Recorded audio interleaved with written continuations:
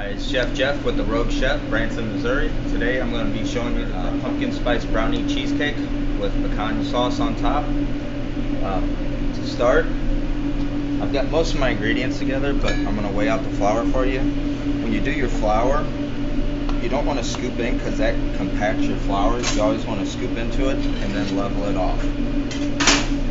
That just helps you get fluffy and non-compacted in a true measurement. And then I'll add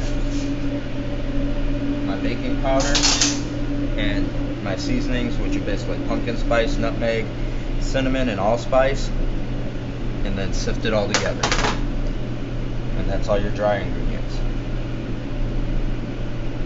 I'm putting our eggs in with our brown sugar.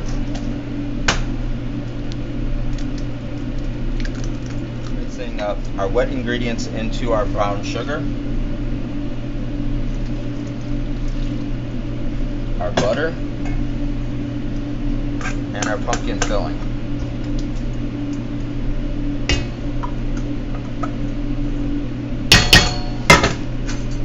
Now you just want to whisk this all together till it's well incorporated. Now that it's well incorporated, we'll take our dry ingredients and our vanilla.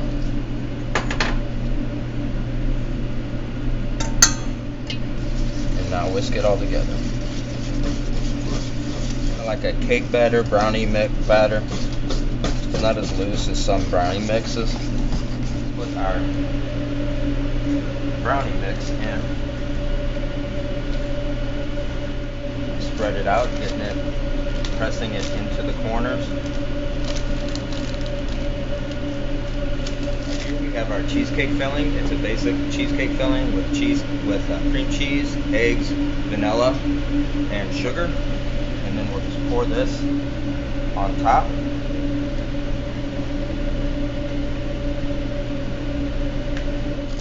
And then spreading this out evenly over the top of our brownie.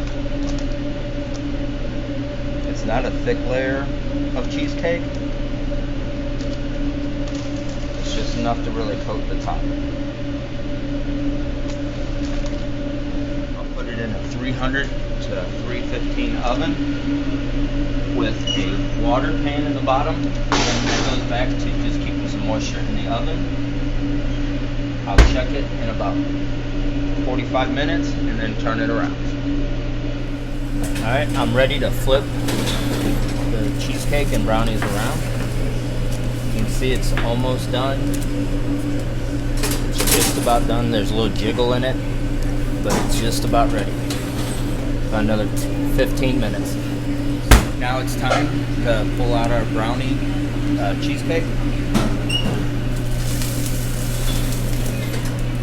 As you can see, it does have a light little coloring on the top. Alright, now we'll chill it, and then I'll cut it and then put the topping on top of it. Alright, we're back here. I've let this cool overnight, as you can see by the wardrobe change, with some butter and some agave syrup. I like agave syrup over the Caro syrup. I think it tastes better, brings a different flavor to it. Some salt, some brown sugar. Alright, now that everything is melted, the butter, everything is combined, we'll add our pecans. We'll stir, and what we'll do, we'll just keep stirring this until it blends in.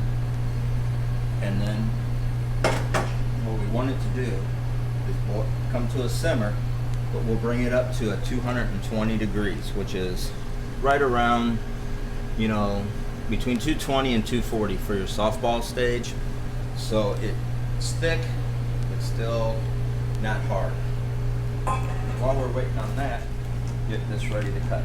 This is why I put the parchment paper underneath for the pan. It makes it so much easier. You just pull it out, put on your cutting scissors.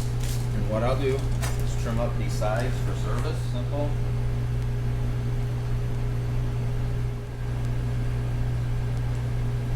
And then from this point, you can cut them however you want to cut them in. You can have them big, you can cut a half sheet, however you want.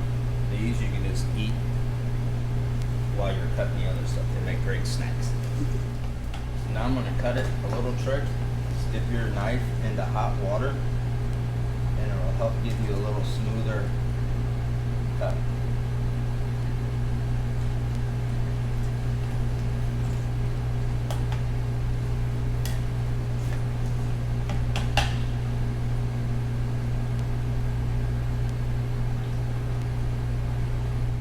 Alright, now you'll see that we've got it up to the 240 degrees, the softball stage, and we've let it cool.